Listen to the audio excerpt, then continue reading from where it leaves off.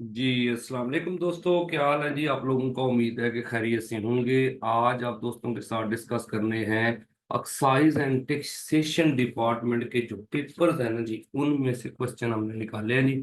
वो आपके साथ डिस्कस करने हैं, तो चलते हैं जी। पहला क्वेश्चन है कि शंदूर पास जो है ये कनेक्ट करता है चित्राल को, किससे करता है जी? गिलगित बल्तिस्तान से। अब याद रखिएगा कि दुनिया का हाईएस्ट पोलो ग्राउंड भी जो है ना वो शंदूर में है जी। तो शंदूर पास जो है ये कनेक्ट करता है चित्राल को गिलगित से। एक ना इसका इलाका है गोसप के नाम से, डिस्ट्रिक्ट है जी, उसको बेसिकली करता है। लेकिन जनरल सवाल यही आता है जी कि किसको किससे कनेक्ट करता है जी। अब अगला सवाल देखिएगा कि गरुदा जो है ना जी, इंटरनेशनल एयरलाइन है जी इंडोनेशिया की। ये किस चीज के बारे में है जी? ये किसको मतलब है कि शो करती है? अब याद रखिएगा कि गरुदा जो, what does the Garuda stand for? ये इंडोनेशियन रीनो है, नेशनल फ्लावर है, या कि लार्जेस्ट जो है ना ये बर्ड है जी। तो अब याद रखिएगा कि ये जो है ना, इसका बेसिकली जो मतलब आता है दी विर्चू, इसको बोलते हैं दी विर्चू ऑफ नॉलेज है जी, ठीक है ना जी। पावर को भी बोलते हैं जी।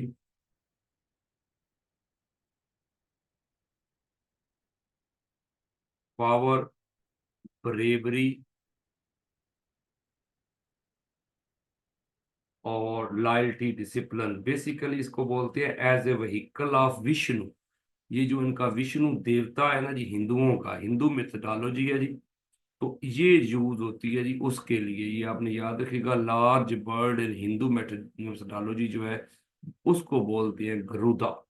गरुदा एयरलाइन जो है ना जी, ये आपने याद रखिएगा कि 26 जनवरी 1949 में मतलब फंक्शनल हुई थी जी। ये इंडोनेशिया की एयरलाइन है जी। और आपने याद रखना है कि large bird in Hindu methodology, जिसको बोलते हैं दी व्हीकल ऑफ विष्णु, विष्णु देवता की जो व्हीकल है जी, ये बोलते हैं। अच्छा जी, अशरा मुबशरीन में आता है हजरत सफिया बिनते अब्दुल मतलब के बेटे हैं जी, हजरत जुबैर बिन अव्वाम। आपने याद रखिएगा कि जुबैर बिन अव्वाम जो है ना जी, ये हजरत सफिया के बेटे हैं जी। और ये अशरा मुबशरीन आप याद रखिएगा, ये पिक्चर दी गई है, 10 अशरा मुबशरीन है, जिनमें आप देखिएगा कि पहले खलीफा राशिद, फिर दूसरे खलीफा राशिद, फिर तीसरे, फिर चौथे, फिर सबसे अमीर साहबी हजरत अब्दुर्रहमान बिन औफ, फिर हजरत जुबैर बिन अव्वाम, फिर हजरत सईद बिन जैद है जी। ये ना साद बिन जैद लिखा हुआ है, बेसिकली सईद है जी।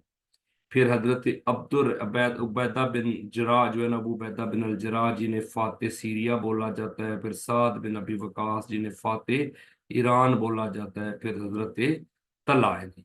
तो अब याद रखिएगा कि ये अशरा मुबशरीन है जिनको जन्नत की बिशारत दी गई थी। तो अपने याद रखिएगा, हजरत जुबैर बिन अवाम का ताल्लुक जो है ना ये बनु असद से है जी।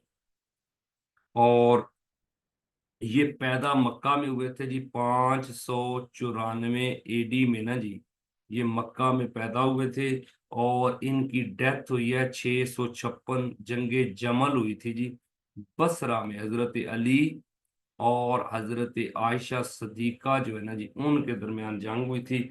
उस जंग में आपने याद रखिएगा कि शहादत हुई है हजरत जुबैर बिन अव्वाम की। और ये बेटे किसके हैं? हजरत सफिया के, जो हजूर की फूफी हैं।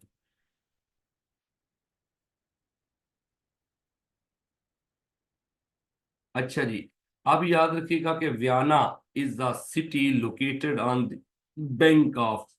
आपको याद रखिएगा कि जी वियना जो है ना जी, ये बेसिकली डेन्यूब रिवर के किनारे है। आपने याद रखना है, यहाँ से ये रिवर जो है ना निकलता है, और ये इसका नाम डेन्यूब रिवर है जी। ये बेसिकली ब्लैक फॉरेस्ट के एरिए से ना जी, ये आता है जर्मनी से, और इसके ऊपर आता है वियना।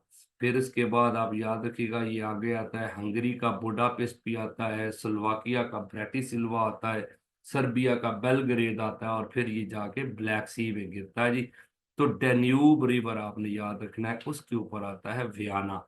और वियना में दो ऑर्गेनाइजेशन के हेडक्वार्टर हैं, एक ओपेक है जी, organization of petroleum exporting countries, OPEC. और एक है IAEA, international atomic energy agency का भी हेडक्वार्टर है। तो ये भी इंपॉर्टेंट क्वेश्चन है जी, याद रखिएगा। अब आगे देखें तो अब्दुल खालिक का आपने याद रखना है जी, ये बहुत बड़ा नाम है जी, पाकिस्तान का एथलीट था जी। अब्दुल खालिक, सूबेदार अब्दुल खालिक जो है, फेमस फॉर हिज अचीवमेंट्स। तो ये एथलीट था जी, दौड़, आपने याद रखिएगा, दौड़ में बड़ा नाम पैदा किया जी अब्दुल खालिक ने। अब्दुल खालिक जो है ये 23 मार्च 1933 में पैदा हुआ है जी।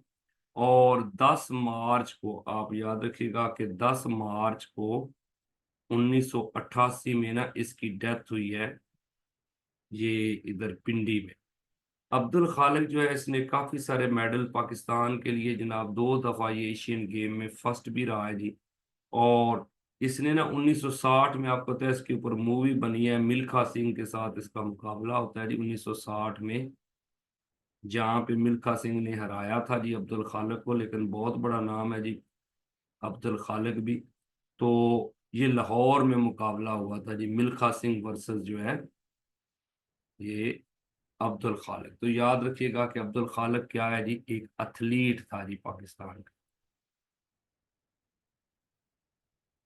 अच्छा जी, अब ये देखिएगा कि क्वेश्चन आ रहा है जी कि डायनामाइट जो है, डायनामाइट किसने जो है वो किया था जी। तो आपने याद रखना है कि डायनामाइट अल्फ्रेड नोबेल है जी।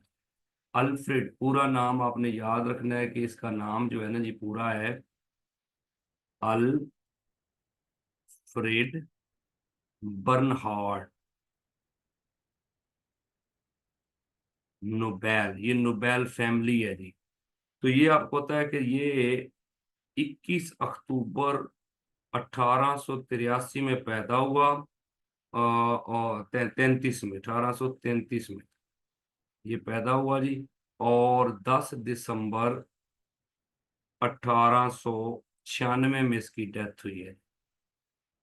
और इसने मतलब है कि डायनामाइट बनाई थी, जिससे इसने बड़ा पैसा कमाया, और फिर इसने ये ट्रस्ट बना दिया था जी, जो 1901 में जिसने नोबेल प्राइज देने शुरू किए। ये स्वीडन का है जी, आप याद रखिएगा, स्टॉक होम स्वीडन में ये पैदा हुआ था। और डेथ इसकी इटली में हुई है। अल्फ्रेड नोबेल जो है ना जी, ये आपने याद रखना है जी कि अल्फ्रेड नोबेल जो है। इसी तरह अगर आप देखें जी कि आगे,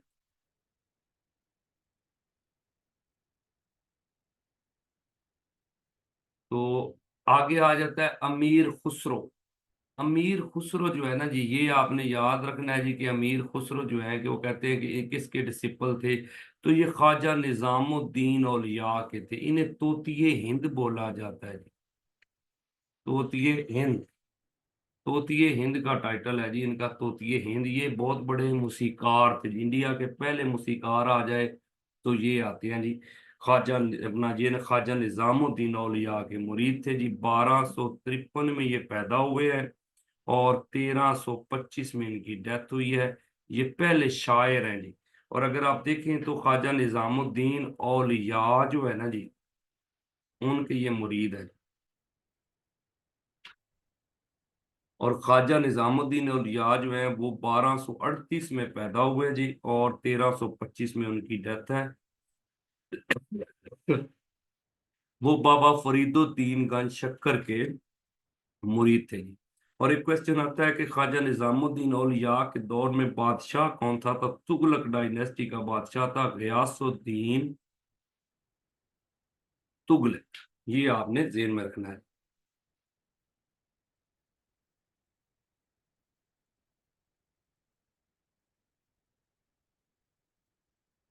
अच्छा जी, अब ये देखिएगा कि पहली गवर्नर फीमेल जो है वो कौन थी जी।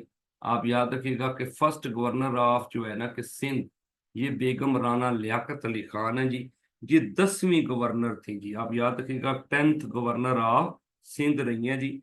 और बेगम राना लियाकत अली खान जी है ना, एम्बेसडर रही हैं पाकिस्तान की नेदरलैंड में। और ये इटली में भी रही हैं जी हमारी। उसके साथ ये तेनूसिया में भी रही हैं हमारी एम्बेसडर। फिर ये आपको होता है अपवा। अपवा जो है ना, आपको पता है ऑल पाकिस्तान वीमेन एसोसिएशन जो 1949 में बनी थी, उसकी सदर भी रही हैं जी, और फर्स्ट लेडी भी रही हैं जी। आप याद रखिएगा कि 1905 में ये पैदा हुई थी और 1990 में इनकी डेथ हुई है कराची। तो ये भी एक अहम सवाल है जी कि फर्स्ट वीमेन जो है ना जी गवर्नर, आपने याद रखना है जी कि ये। अच्छा जी, अब आगे देखिएगा जी कि माओ जेडोंग, आपको पता है कि माओ जेडोंग जो है ना जी एक बहुत बड़ा नाम है जी। ये communist chairman, first chairman of communist party of China, Mao Zedong ये चेयरमैन थे जी। चाइना की, जो चाइना की कम्युनिस्ट पार्टी है, उसके पहले चेयरमैन कौन थे जी? ये माओ जेडोंग है जी। और chairman of, first chairman of people Republic of China भी हैं जी। फिर इन्होंने 1934 से 1935 तक दुनिया का सबसे लंबा लॉन्ग मार्च किया था जी। और आप याद रखिएगा कि 9600 किलोमीटर का लॉन्ग मार्च था जी। और इस बंदे की पैदाइश 1893 है, और डेथ जो है वो 1976 है जी। तो ये आपने याद रखिएगा कि माओ जेडोंग, ठीक है, चाइना का था जी। मौजे तंग भी बोलते हैं। अच्छा जी, आप ये देखिएगा कि चाइना अपना ये ना कि पाकिस्तान और इंडिया का जब ये बॉर्डर बन रहा था, तो बाउंड्री कमीशन का हेड कौन था? तो आपने याद रखिएगा सर सीरियल रेड क्लिफ बोलते जी। ये ना थोड़ी गलती हो गई है, रेड क्लिफ है जी, Radcliffe. Sir Cyril Radcliffe, आपने याद रखिएगा कि वो इंडिया पाकिस्तान बाउंड्री का ना जी वो मतलब है कि हेड था जी। और उसके ऊपर फिर जो है लॉर्ड माउंट बैटन आता था, जो वाइस राय था जी। तो ये भी एक अहम क्वेश्चन है जी, क्योंकि 3 जून प्लान के तहत मतलब है कि सर सीरियल रेडक्लिफ को बाउंड्री कमीशन का हेड बनाया गया था। अच्छा जी, लास्ट में आप देखेंगे पाकिस्तान जो है वो डिस्प्यूट जो है ना, चाइना पाकिस्तान का जो डिस्प्यूट है बॉर्डर का, आपको पता है ये 1963 में हुआ है। तो 1963 का मतलब क्या है? अयूब खान। क्योंकि आप डेट आपको पता है कि सिनो पाक बॉर्डर कब रिजॉल्व हुआ था जी? क्योंकि आपको पता है हमने 17% जो है, 17% चाइना के पास है ना, उसमें से 2% हमने दिया था जी चाइना को कश्मीर का इशू, अपना एरिया जो है, बदले में उसने हमें क्या दी थी जी? केटू। तो अब याद रखिएगा कि केटू हमारे पास आ गई थी, और जो है कि मतलब है हमने 2% उसको दिया था। तो इस तरह मतलब है कि ये एरिया जो है वो, और बॉर्डर सॉल्व हुआ था, जिससे सिनो पाक बॉर्डर जो है वो बोला जाता है।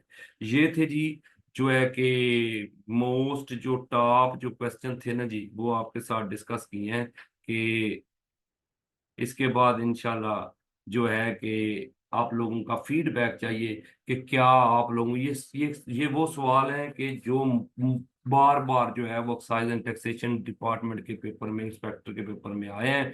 तो सब दोस्तों से रिक्वेस्ट है कि अपना फीडबैक जरूर दीजिएगा। दूसरा, हमारा जो सेशन होता है प्रॉपर सेशन, उसके लिए आप इस नंबर पे रब्ता कर सकते हैं, 0306756235 पे। तो उम्मीद है कि आपको ये वीडियो अच्छी लगी होगी। तो जैसे ही आप देखें और अपना कमेंट के जरिए फीडबैक जरूर दीजिएगा कि आपको ये वीडियो कैसी लगी है। Thank you.